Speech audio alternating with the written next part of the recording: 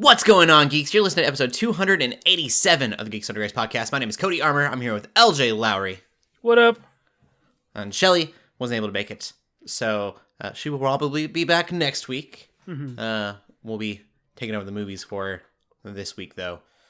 Missy Shelley. Yes. This week, we're going to have a super show. You could even say it's marvelous. Yeah. Both puns. Both make sense a little bit. Spoiler alert.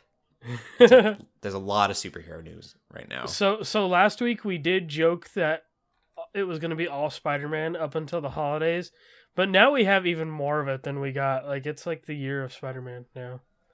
Yeah. All month long. There's a lot of Spider-Man stuff happening. Yep. Before we get into that, LJ, you played any video games? Yes. The first one that I played, getting back to the backlog a little bit. I started, I picked back up Battle Chasers Night War, and it's a turn-based RPG. And so this company that made this, made that Ruined King RPG that just came out, the League of Legends one. Okay. So instead of instantly going, I'm going to buy that, I decided I'm not the biggest like turn-based RPG guy. Like I actually don't play many of them, and if I do, I never finish them. So I was like, you know what? Let me get back to this and see if it's still if it's something I really enjoy, so that way I don't blow $30 on the new thing. And so like last week, I just sunk like 3 or 4 hours into it one evening, like just hanging out in the living room and just it was nice playing it on my Switch, and so it's pretty solid. I'm enjoying it. It's got the same artist that did the art for like Darksiders. Did the art for this. Oh, cool. Yeah, so it's got a cool comic book art. It's pretty neat. So if anybody's looking for a good turn-based RPG, probably check out this or Ruined King. I've heard Ruined King is pretty good, according to Jamie. So I'm going to try to play as much of this as I can before I spend money on the other thing. I honestly think like it's very simplified too. Like each character has their specific roles, and it's like I feel like it's very much like a turn-based JRPG, like a lot of people should be able to understand. So, my thing with them is as soon as I have to grind, I give up. I don't know what it is. Oh yeah, I just want to play the story. Yeah, that's true. It depends on the game too. Grinding can be fun in some cases, and others it can just be a drag. I've started a lot of JRPGs. Yeah. Yes, and that's why like over the years I've told myself, okay, this isn't my genre. Don't buy these games. Don't waste my money on them because I never finish them. The story seems so intriguing though. Yeah, and honestly, yeah, it's like the stories are like that's what JRPGs are known for, and I'm like, man, it's honestly the gameplay and everything that just bores me to death most of the time. Like, so more of the action-based ones I've been getting into over the years, but yeah, so that's why I was like, this game's turn-based. I don't know how I feel about it yet. So, but I'm enjoying this one. So cool. We'll see how long I stick with it. Yeah. The other game I'm playing is interesting. Rocket League Sideswipe. Ooh. This is a mobile version of Rocket League. Okay. Yeah. So it takes place. It's played from the side perspective, like from a 2.5D like side view, and basically your turbo is like, it's got a cooldown on it. Instead of having to like go like grab turbo, it's got 2-on-2s, it's got hoops, and it's got 1v1s. It looks like Smash Bros. Yes. With Rocket League cars. Yeah, so basically, yeah, it's played from that view, and it's neat because you can do like honestly like there's some stuff I can do in this that make me feel like a pro that like I can't do in the regular Rocket League, just because the turbo is like so generous and things like that. Me and my cousin, we worked together, and so like we had some downtime during our Christmas party last week, and we played a few rounds, and it was super fun playing with somebody. And it's got a free pass, like a free battle pass. You can claim a free item in the store every day. So like I haven't seen, like, I'm sure you could spend money on it, but I've been unlocking stuff and I haven't spent any money on it. Nice. But I feel like that's how Rocket League's always kind of been too. Like I've always been able to unlock stuff and not spend money, but it's fun. Like I honestly think like people who enjoy Rocket League should probably check this out. Especially like the games are also only 2 minutes long as well, so that's pretty cool. Like they're very short. Whenever I did play, when my cousin did play, it was funny because we had 50 seconds, and then all of a sudden you hear, "Oh, time for a staff photo," and I was like, "Oh, come on, we got this!" Like while everybody was getting together, and then we ended up like winning. We ended up making the team forfeit because I was like, "Come on!" And then like I was like, "Yes!" But it was just one of those things where it's like that 2 minute time is so perfect. So I recommend it. It's pretty fun. It's got even some good music in there, like Rocket League is kind of known for. Right. Yeah. So yeah, it's fun. It's super fun. I probably play a match or two a day. It's kind of dethroned Wild Rift for a while because I haven't been playing much with Wild Rift lately. I downloaded that. I haven't checked it out yet. Yeah, Wild Rift is cool. I did unlock a few skins from Arcane. In that game already too, but yeah, like I've been playing mobile games here and there lately, and they're good quality. I'm not the biggest fan of mobile games, but if they're good enough quality, then I'm like, yeah, I'll give them a shot. So, Rocket League Sideswipe is super fun. Cool. Yeah. So I've been playing a bunch of other things, but those are like the two kind of biggest things. I'm excited that Halo Infinite campaign launches tonight. So if your PC is beefy enough, it doesn't have the requirements aren't strong, but like for anybody that has a Game Pass, like I mean I know you have Game Pass on your PC. If you ever want to try some Halo, that comes out to Game Pass tonight. So okay, and then the Halo Infinite multiplayer is even free on Steam, like on its own there too. So, but the campaign is Game Pass. So this is the game that was announced a while back. That's like it got delayed. Okay. Yeah. It just seems so weird that it's out now. I don't know why. Yeah. It was this game that I just thought was never going to come out. I haven't seen anything since like the really bad textures of like the one alien. The Craig meme. Yeah. Yeah, so like the multiplayer has been out and people have been enjoying that. And I've enjoyed it a lot. I remember you talking about that, yeah. Yeah. But now like it's kind of weird all of a sudden because it feels like it's been out already kind of, but now it's like, oh, the campaign's out. Like this is the part we want to play, the Far Cry, Breath of the Wild, Halo single player stuff that they got going on. So I'll be talking about that next week for sure. Cool. Yeah, so that's it for me. All right. Well, we'll get into the gaming news then, because I don't got nothing. Apex. Cool. I've been just played that basically all day today. They were all real bad games, but every once in a while I'm getting pretty good at it, usually. All right, yeah, so we'll get into gaming news since we have been talking about things we've been playing. I am just going to go right into the Fortnite Chapter 3 news. Okay.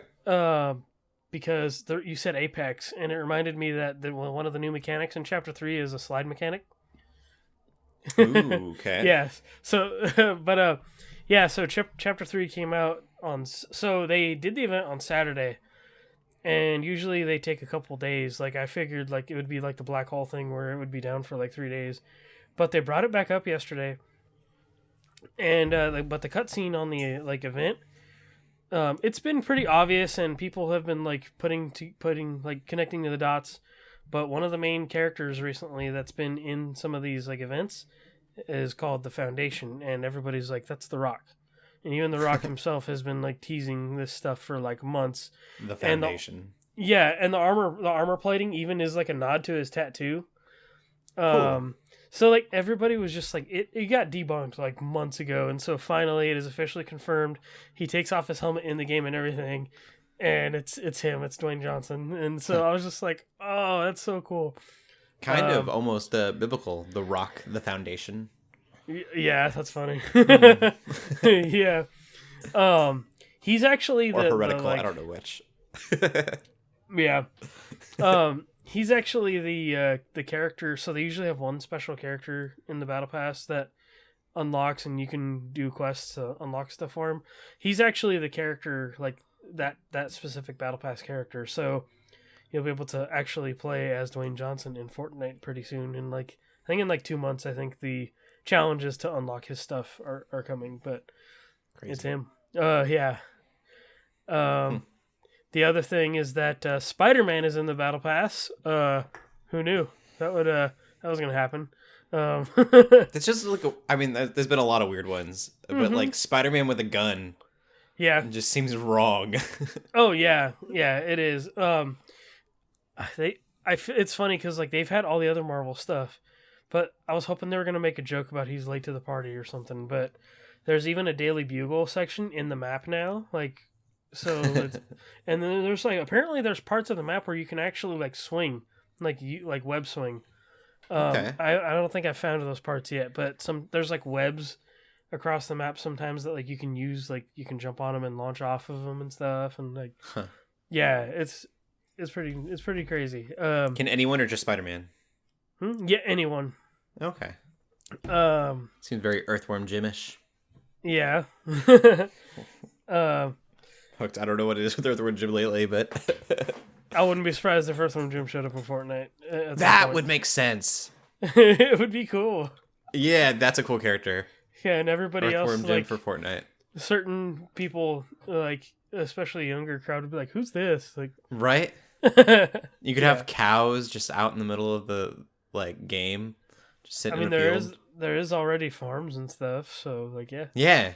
You need a cow, and every time you walk by it just well done. Well done. Yeah. So the people are so confused. Yeah.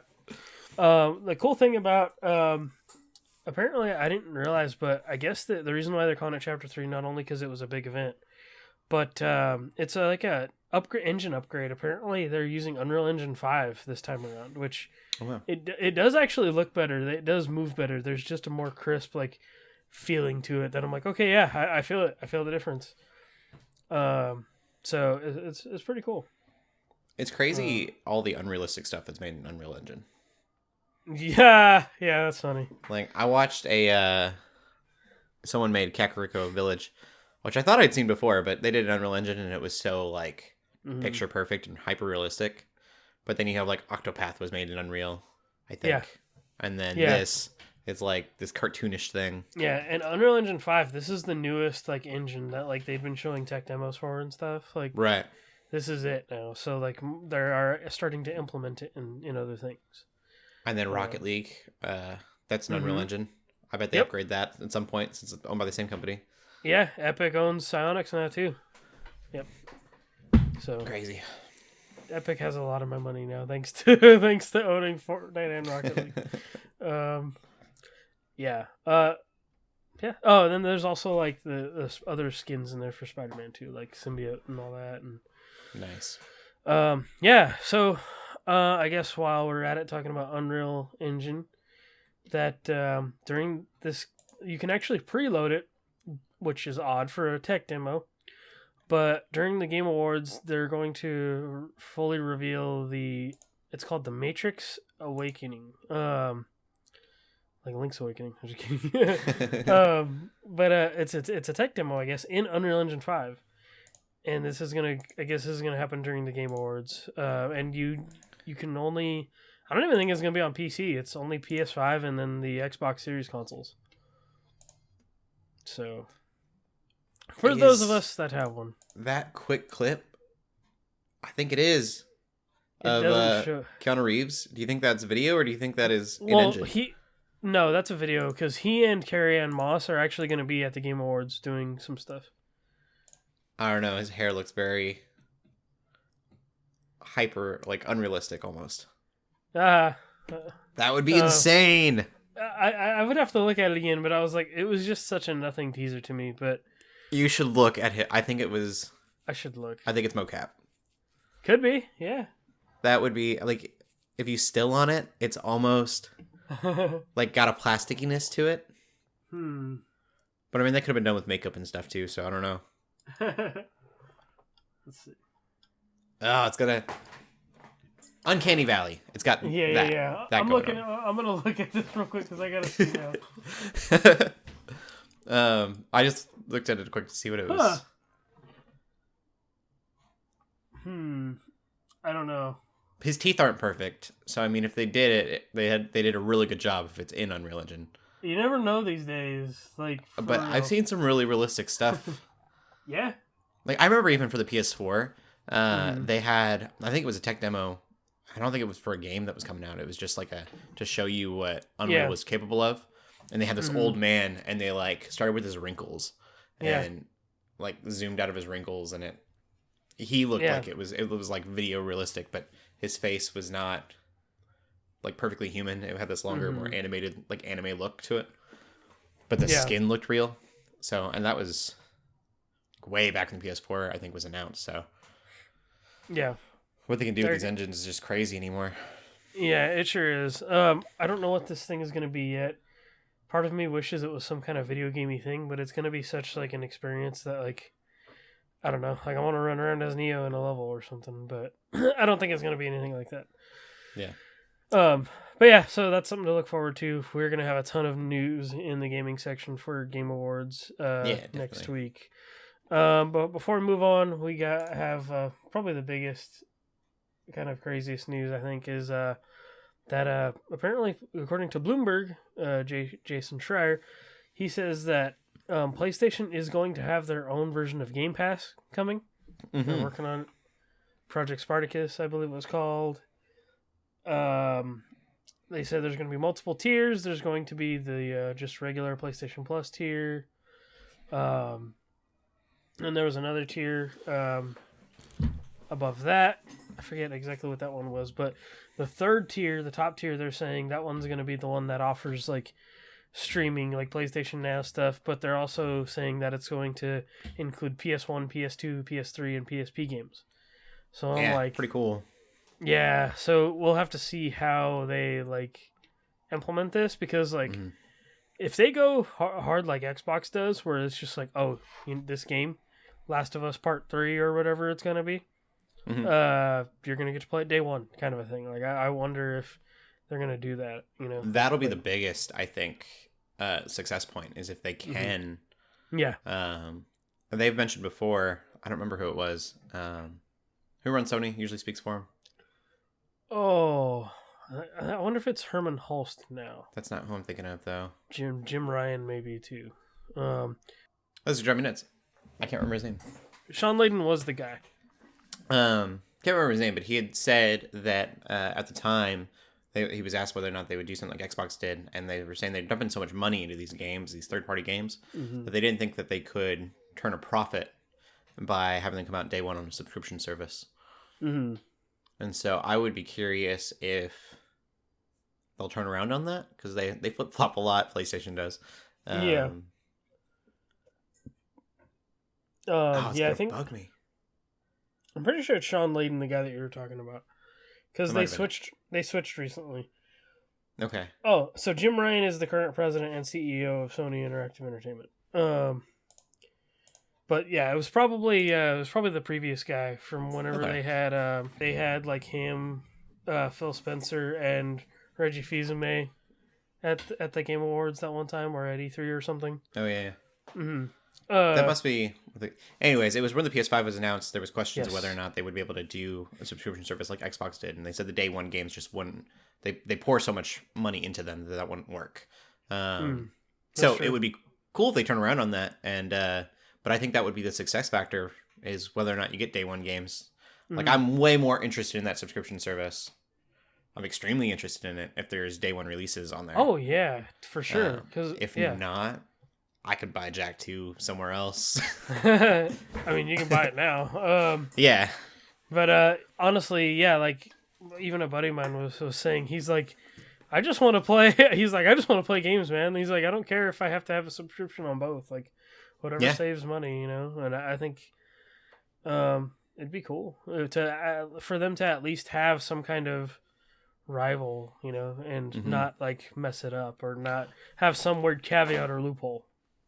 Honestly, if you think about it, all three of them at $15 a month, like Sony, Xbox, Nintendo, I'm just throwing them in there. Not that anything's been announced.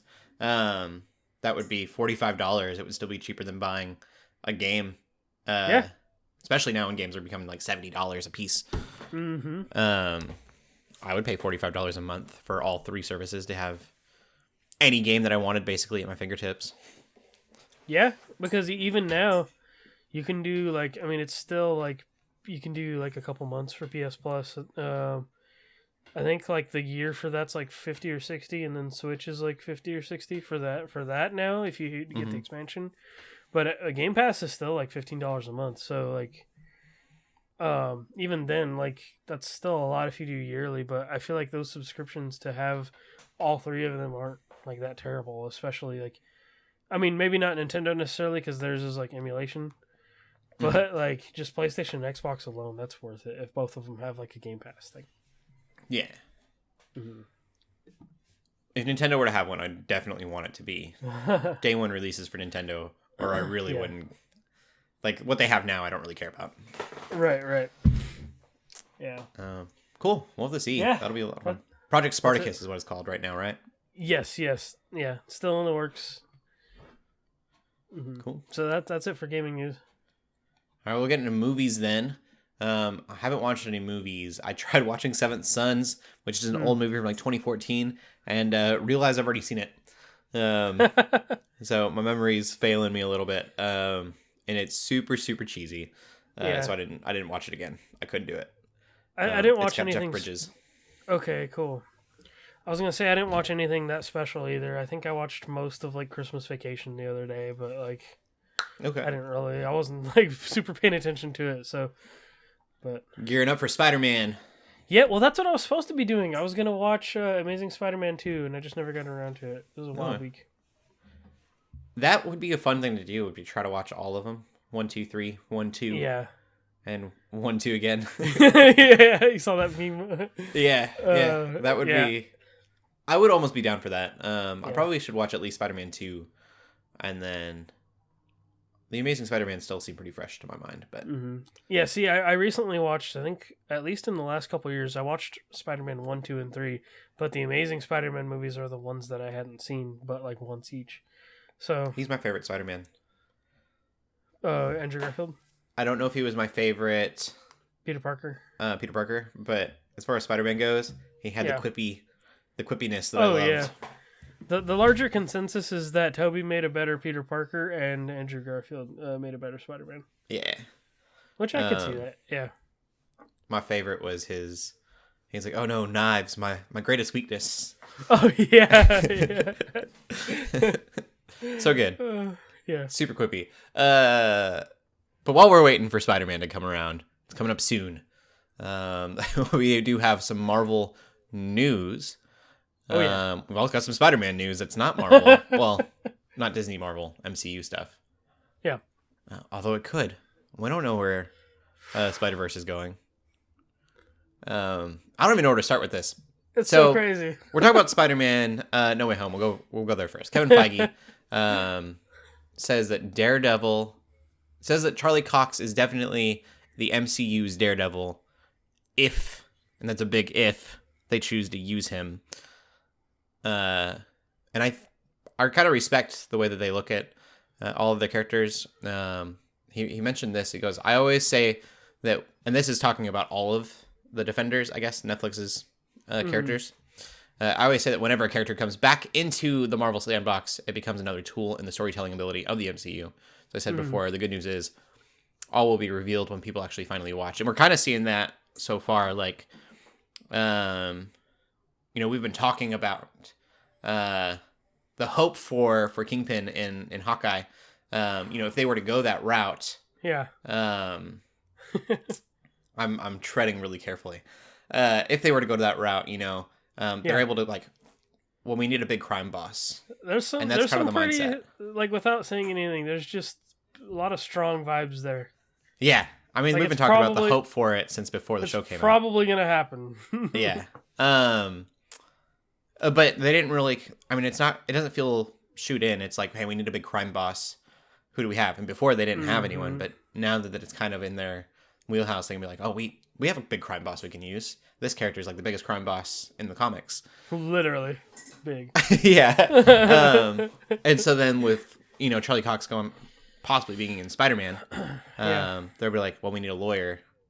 I'm assuming, and this is completely assumption that they will use Charlie Cox as a lawyer in the universe, and they don't have to really make up a character.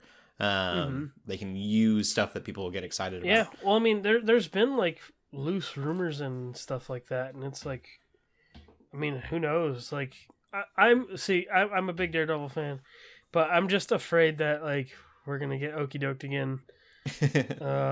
And and what scares me is all these headlines are saying like Daredevil confirmed. I'm like, no, not necessarily. Like, yeah. The headlines biggest suck. thing is I feel like Kevin Feige coming out and saying that Charlie Cox is definitely Daredevil almost makes me feel like he's not going to be in Spider-Man. Like, that's a really strong statement. That's a very strong statement to put out right now. Like, yeah, like it's almost spoilery if that were the case. And that's what scares me is I don't want to read too much into it. I'm like, he could very well just be playing with us, which would be amazing if he was. Like, if like, haha, wink, wink, you know? Yeah. But I'm just like, the thing that gets me is we got the Ralph Boner thing in WandaVision, you know? Like, we've been duped before, and I'm just like, I don't want to be that guy. I'm very excited for this movie. Tom Holland, he had this little thing before a trailer that it was like, he basically says, he goes, none of your fan theories are true. Or are they? And I'm like, there's so many fan theories going on right now. Yeah. I'm excited. I'm kind of excited to be done with this movie. Yeah.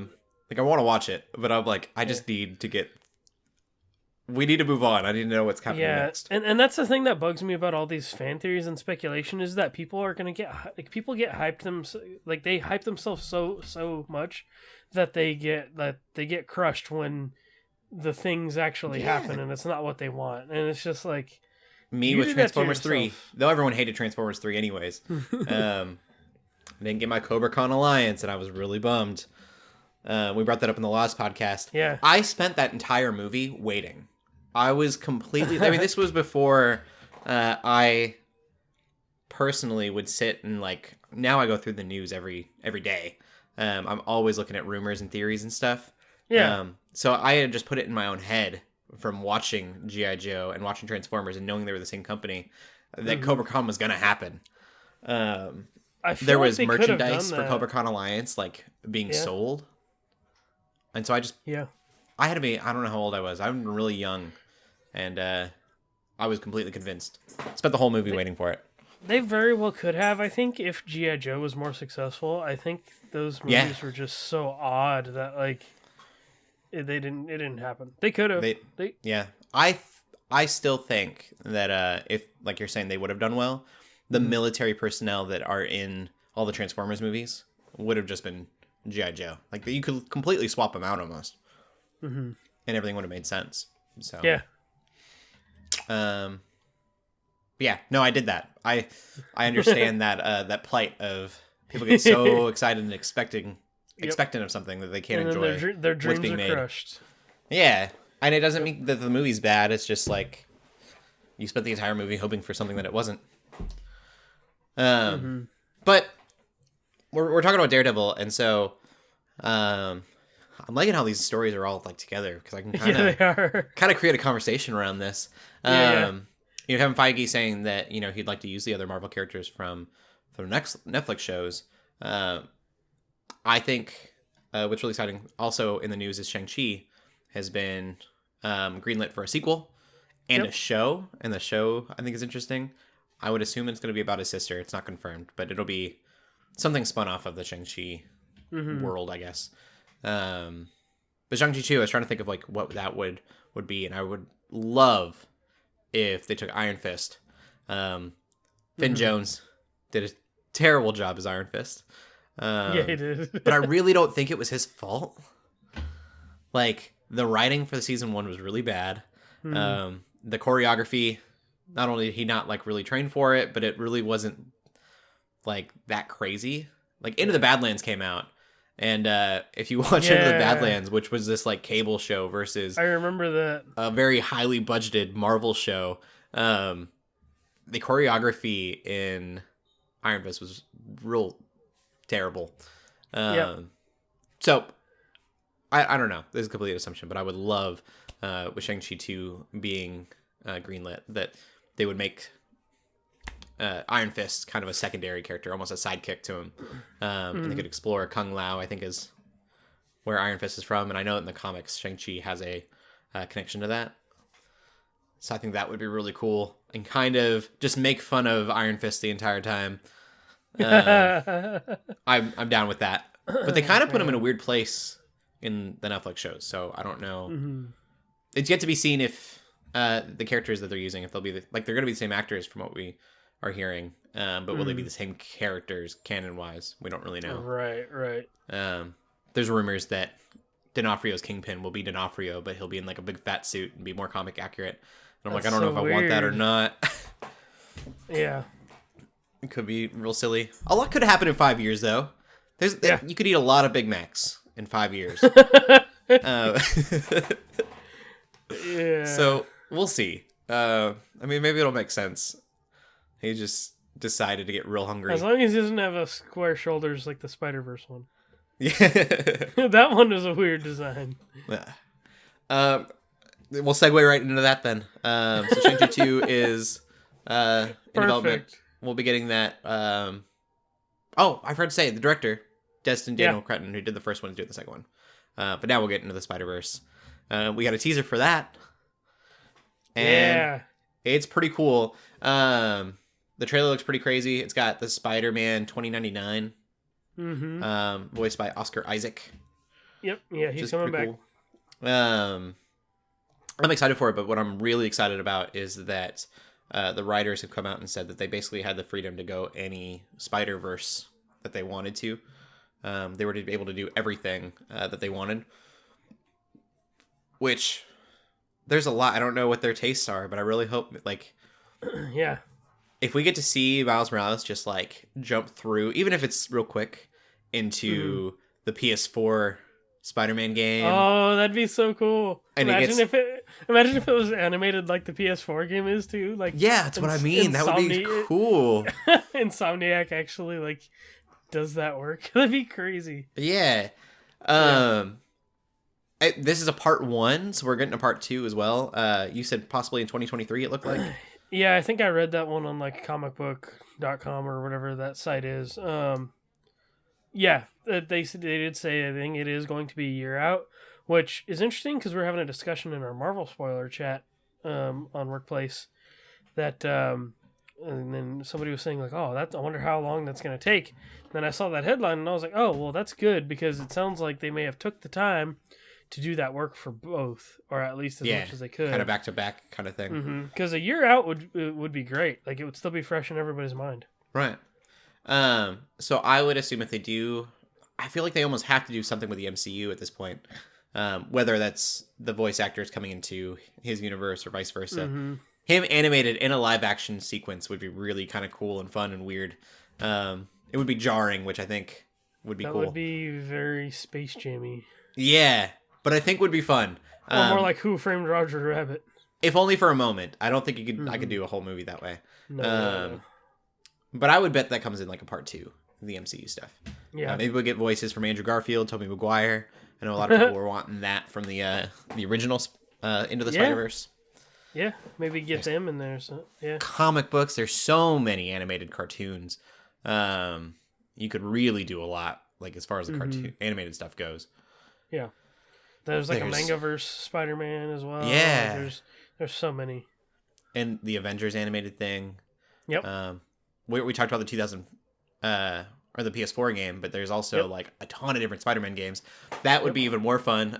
Probably going to one of the early 2000s Spider-Man games from the PlayStation, and they're all just polygoned. Oh, that'd be crazy.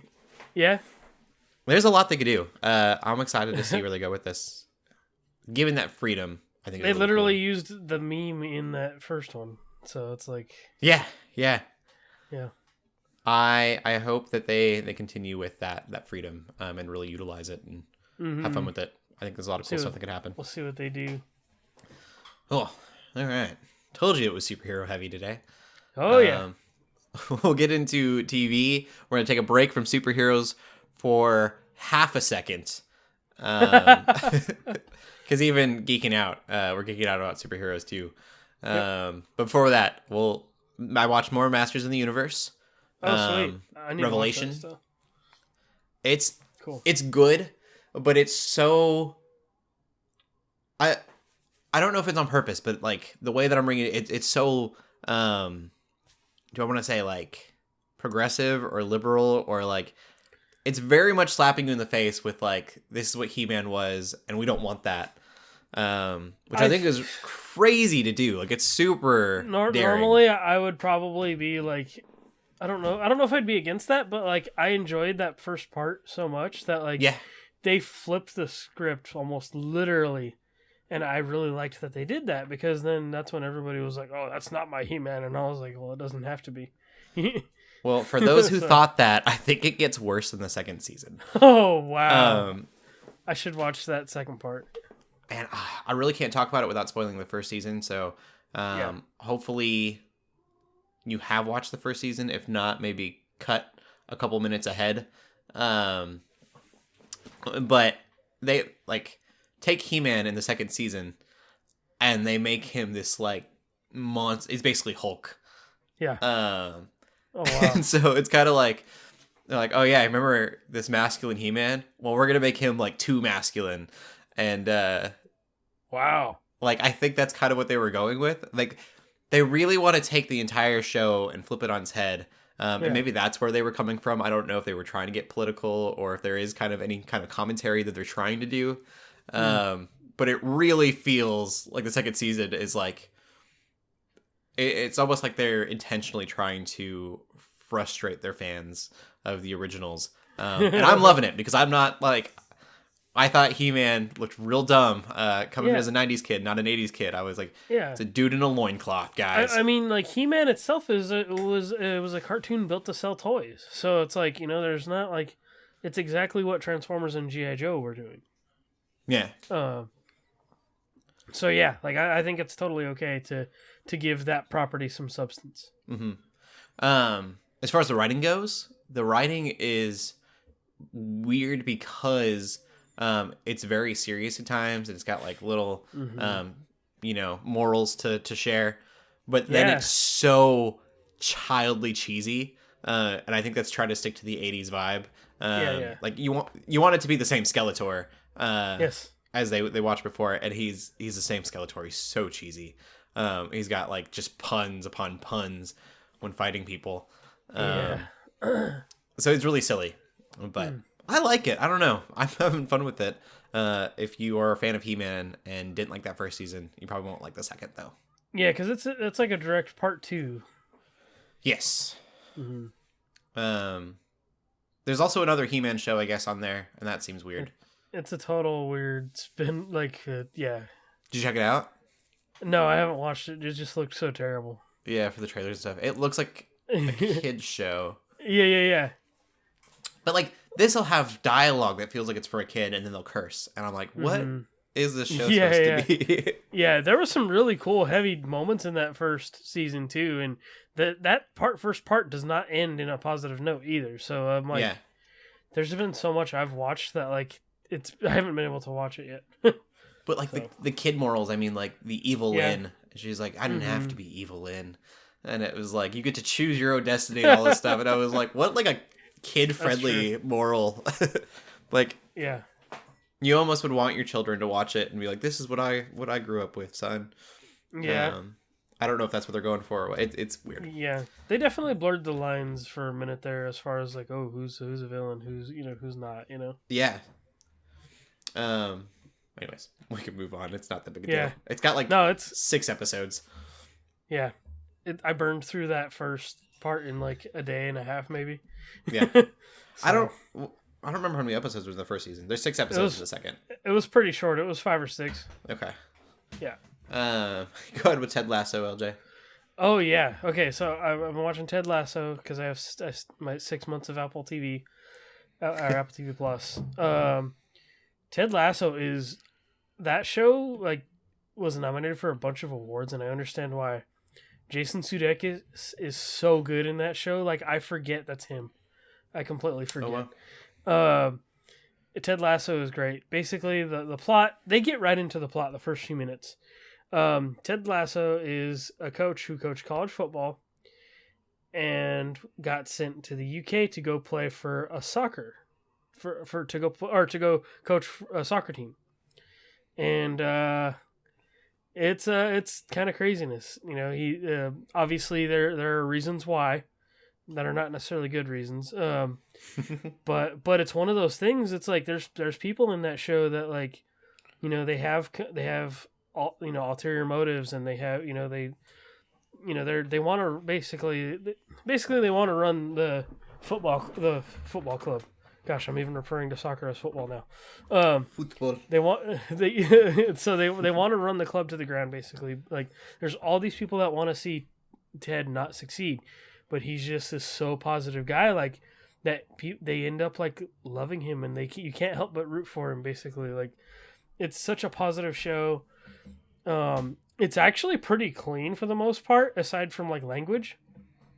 There's plenty of language, but, like, I feel like another network would have taken this concept of Ted Lasso and made it super dark and depressing, and, like, have all this other adult content in it.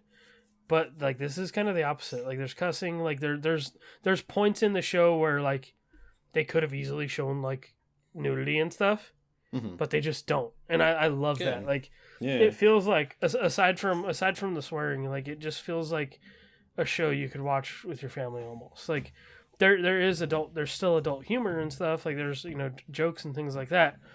But, like, it's such a wholesome show. It really is. And I'm like, man, we need more TV like this. It's good. So, yeah. I still wish there was a step between PG-13 and R. Yes, yeah, for sure.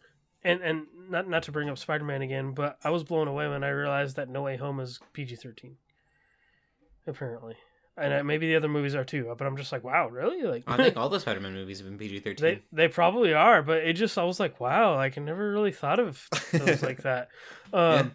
But yeah, I would say Ted Lasso is probably PG-13, maybe.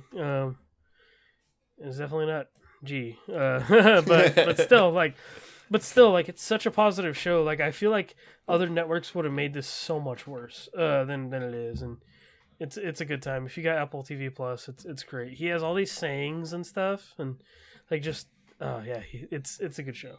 So highly recommend it. Cool. Yeah. So that's it. That's what I'm watching. Right.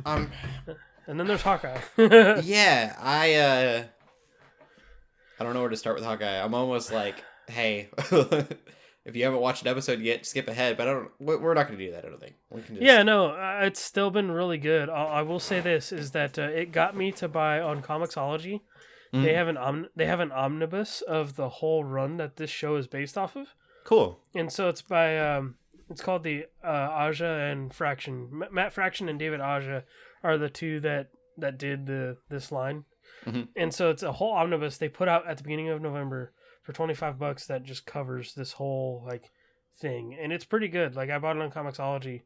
Cool. Because the physical thing was like $40, and like the end credits and the opening credits and everything about this show, there's so much of it that's so comic accurate. Yeah. Like, even the what is it, the tracksuit mafia, like, they say bro all the time. That's in the comics. I couldn't believe that they kept that in the show. Yeah. Like, they started saying bro, and I was like, wow. Tia was like, what? And I was like, it's a comic book thing that I not think they were gonna keep going with.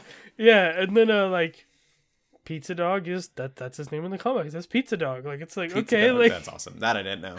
Yeah, so it's just like, oh man, like, it's so, like, spot on. Yeah. I know that it's so spot on that there were actually, like, there was a boycott call out that fans of the comics were saying that some of the credit scenes are so perfectly lined up with the comic book covers. Yes. Which I don't think is fair. Like, it's an ode to it. It's not trying to rip it off. I think what it was is they gave credit to one person and not the other. Kind of. They only gave credit to the. They only give credit to the writer, and they didn't give credit to the artist. And the artist is the one that... Okay, that makes sense. Yes, and so that's been the hot debate recently is like, okay, who do you credit in all this? Because we've talked about it before, that the creators of some of these heroes and some of these plot lines that they're pulling from don't get much, you know? Like, they might get a free ticket to the premiere or something, and that's it. Yeah. So, yeah. Well, I mean, to not put a name at all, too. Like, it literally cost them nothing to put in the name. Yeah. So... Yeah, Hawkeye's been good though, and the reason why I bought that comic is because I don't like, I've always looked at him as like, oh, he's just the guy that shoots a bow, you know, like, you know, as the lame one of the group, you know, like. It's been cool to see more of his humor come out. He's been funny in the movies, but I always like grew up with all the cartoons and stuff. It's like that Avengers cartoon. I watched that pretty late. I don't know if I grew up with that, but he's almost like the Flash of their team. Yes, very, very quippy, and you know the way his humor is. Yeah, and so like I kind of missed that in the movies, and in this he's got quite a bit of it. It's almost more his body language than actual jokes or stuff, though. She comes down through the ceiling in that one scene, and his face is just like he says so much without saying anything. Yeah, that car chase scene was really good and really funny too. Yeah. If you watched, I don't know if you watch Hot Ones much, but he did a Hot Ones recently. Turns out. Oh, he did? Oh, yeah. Dang, I missed it. Turns out the entire car scene is done with Hot Wheels at first to line out how it all works. Yeah. Okay, I can see some of that. Yeah, okay. And so apparently, I guess like every chase scene that he's ever done, he's always seen them. He doesn't do it. It's someone else's idea, but they always line him up with Hot Wheels to kind of storyboard it. Before they actually do it. Or Matchbox Cars is what he said. Right, that's amazing. Yeah. I do watch Hot Ones whenever I can, but I must have missed that one. It's good. He's a champ. That's awesome. That show's so good. Did you watch Scarlett Johansson's? I missed hers too, I think. Okay, that one's a while back. It was pretty old. But with his, I think he knew what he was doing. With her, it's almost kind of sad because I think she just was part of a press junket, and like got thrown in Hot Ones and didn't really know what she was doing. She just showed up for a press thing, and so she like visibly seemed like angry that she was doing this thing. Simu Liu was on this past week, I think. I need to watch it. I don't watch all of them. I try to watch them whenever I can, but I tend to miss them. But it's cool when you see. I have to check them out. Yeah, like Elizabeth Olsen did one too, and she was a straight champ. Like she handled that. But it's really cool to see these actors that we know, and we get more of them, you know, like as people. I think the Hot Wings really humanize them. Yeah. You can't, for whatever reason, like, you know, you can't put on a show when it lets your guard down. Yeah. Yeah. It's such a weird concept, but it really works. Yeah, totally. Those listening, if you haven't watched Hot Ones yet, it is a show where they interview really big names now. It used to not be so. It used to be like YouTubers and stuff. And they have to eat hot wings, and they progressively get hotter. Yeah. I don't know if I need to explain this or not. It's pretty big anymore, but it used to be such a small thing. And so the actors like answer a question and then eat a wing. By the end of it, they are just like completely burning up. And they're just saying whatever comes to mind, and it really, you get answers that you wouldn't expect. And the guy, Sean Evans, is an amazing interviewer. That dude's a champ. Like, I don't know how he does it. Like, I mean, I guess he's eaten so many of them. Yeah. You know? Like, he's said before, he says it still burns and it still feels the same. He's just like not as dramatic anymore because he's done it so many times. So he's just like, whatever. He's numb to it. He's like, I don't care anymore. Yeah. I guess because he knows what to expect, but he's like, I still go through the same pain that everyone does. He's not like, which is crazy. But it probably does more research than anyone I've ever seen to do an interview. Yep. What is it? Explain that Graham or whatever they do with the Instagram thing. Yeah, I like that too. And they find alternatives whenever they don't have social media accounts too. I love it. A really good example. This is kind of a sidestep, I guess, but it is. Hot Ones. That's this thing that I watched. It's not a TV show, but it's I watched that this week. Yeah, there you go. in an interview, he was talking. They were interviewing Sean Evans about how does he do so well, and he actually will go like to say you have an actor, he'll go to their hometown and then look up news stories from the hometown about the actor, and he'll start there and have kind of a beginning, because a lot of those actors, like, they will have made headlines at some point in their hometown, because it's usually like a small town, and they're really proud that they have this big actor that, you know, from there. Yeah. I mean, she's not really like that big and by main standards, but the thing over here is that Lauren Daigle is from where I live at in Lafayette, Louisiana. Oh, cool. So it's like there's definitely things that come out about her and stuff, and I was gonna say, I bet local news has articles about her before she was local big. news probably does, yeah. But then, like, I don't know how true this is, but I heard she used to go to my church when she was real young. But you know, it's just cool to hear things about local, like, celebrities and stuff like that. You know, like, yeah, definitely. So that is a very good research strategy on his part. Right. Well, like, with that specifically, if you were to interview Lauren Daigle, like, you could go to your church, find, like, the pastor that would have been the pastor while he was there, and get, you know, an information piece about her from that. Ask her that question, and it would just be mind-blowing that you would even know. Yeah, because even some people, when he's interviewing them and asking them, they're like, how'd you find this out? Or how'd you get this information? Where did you get this from? He didn't get it from anyone else. Yeah. All right, that's a bit of a tangent. Hawkeye's good. Cool, though. I'm going to continue watching. It's probably not my favorite of the Marvel shows, but the fact, it's not a fact yet. I'm teasing. That Kingpin's in it is pretty exciting. Yeah, as a Daredevil fan, that made me want to explore more of Hawkeye too, because I'm like, these are connected, and now I have to know more. I love that about Marvel, that everything, and even in the comics, is so connected. Yeah. Like, you can have a villain, and it would be like I definitely think of Kingpin as Daredevil's villain, but he's almost just as much Spider-Man's villain as he is Daredevil's. Yes. Oh, yeah, definitely. In, like, a comic book aspect.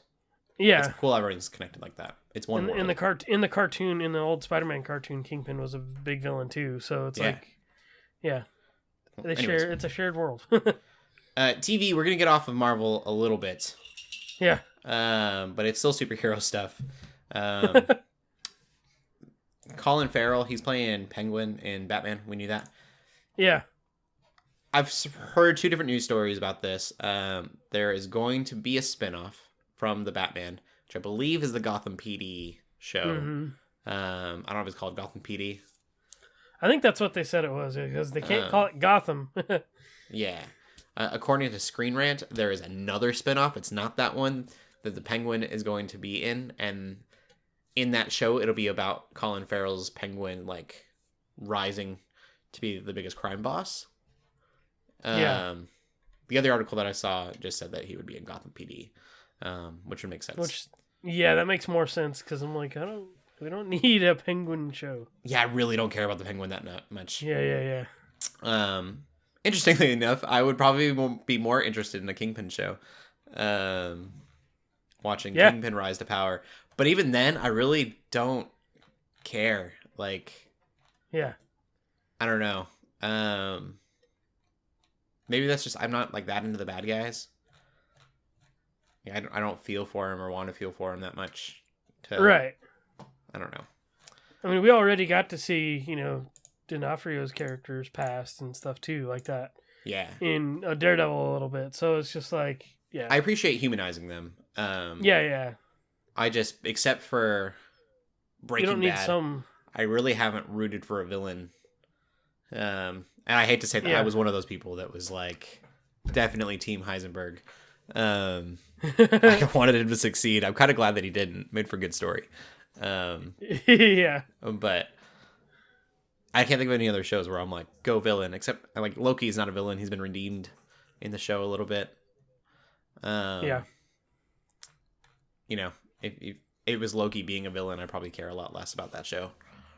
Oh, yeah, definitely. Because that's why I never cared for Loki anyway. He's usually, just a villain. I say that, and then we go to the boys, and I guess the boys are technically villains in a superhero world. It's just that the superheroes are terrible. Yeah, and I don't necessarily root for I definitely don't root for Homelander. Yeah. So maybe I'm contradicting myself there. Yeah, the boys aren't really like characters that I root for either. The show's just intriguing because of the shock factor, I think, for me. Yeah. The main character, I can't remember his name. He's maybe that's why I root for him. He's not really. Yeah. He's not really the boys though. Right. Anyways, the reason we're bringing up the boys is because there's an animated show called Diabolical, coming to Amazon Prime in 2022. So coming up soon. That's soon. Yeah. And I don't remember all of the names, but it's a lot of different names. It looks like it's an anthology. That's good, because I made that comment about we already have Invincible, so right. The anthology thing makes much more sense to like maybe like explore the lore and just how big that world is. I'm not going to list all of them, but just a few of them here. Awkwafina. Stories by Awkwafina. Goldberg. Seth Rogen. Andy Sandberg, which I'm pretty sure you're probably excited for. So they could be cool. Being that it's an anthology. Who knows if it'll be canon or not. It didn't say. Right. It'll be using maybe just little side stories or something. Yeah. My thing is, it would be so hard not to make the same. Like, I would want to use Homelander, and I can imagine everyone else wants to use Homelander too. So it'd be kind of weird to see how creative and different they can get with each episode, having different stories. Yeah. But that'll come out in 2022. I don't know. I'm more excited for the Invincible than I am that, but it's cool that it's happening. Yep. Same. Yeah. And then we kind of mentioned it. Yeah, we did mention it. Shang-Chi is getting its own show as well. So. Yep. Cool stuff. That's it. That's the podcast. Yeah. That was Loaded. I don't know. We had good conversation there. Good discussion. Yeah. Are you geeking out about anything else this week? Nope. I don't think I am either. So we will end the podcast there. LJ, where can they find you at? You can find me on Twitter and Instagram at WarHeroLJ. Still streaming Miles Morales for my New Game Plus run on Fridays. Twitch.tv/Geeks Under Grace. Cool. You can find me on Instagram at Cody Armour. Keep gaming, keep praying, and God bless. Later.